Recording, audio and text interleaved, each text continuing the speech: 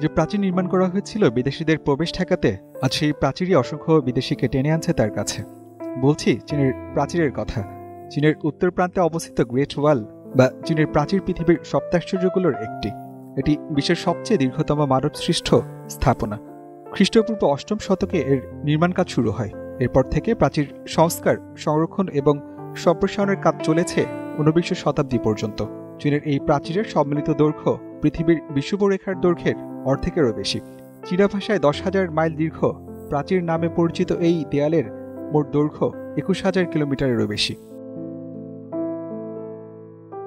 চীনের উত্তর দিকে অবস্থিত তৃণভূমি এলাকায় বসবাসকারী বেদুইন গোত্রগুলোর হামলা থেকে প্রতিরক্ষার জন্য নিজেদের সীমানায় এই প্রাচীর নির্মাণ শুরু করেন স্থানীয় রাজারা। এই প্রাচীর একই সঙ্গে প্রতিরক্ষা এবং বাণিজ্যিক কারণে নির্মিত।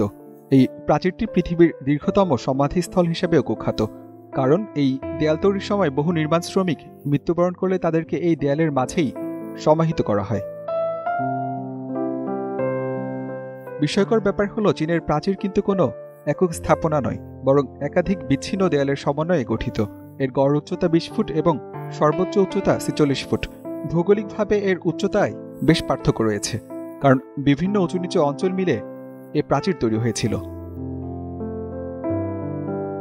অতীতের এই সামরিক প্রতিরক্ষা স্থাপনা আজ বিশ্ব ঐতিহ্য ও চীনের প্রতীক হয়ে দাঁড়িয়েছে। প্রতি বছর দেশি বিদেশি প্রায় ৫ কোটিরও বেশি মানুষ এই প্রাচীর দেখতে আসেন। এই প্রাচীরের সবচেয়ে জনপ্রিয় অংশের নাম বার্ডালিং। পৃথিবীর সবচেয়ে বেশি রাষ্ট্রপ্রধান চীনের প্রাচীর দেখতে গিয়েছেন।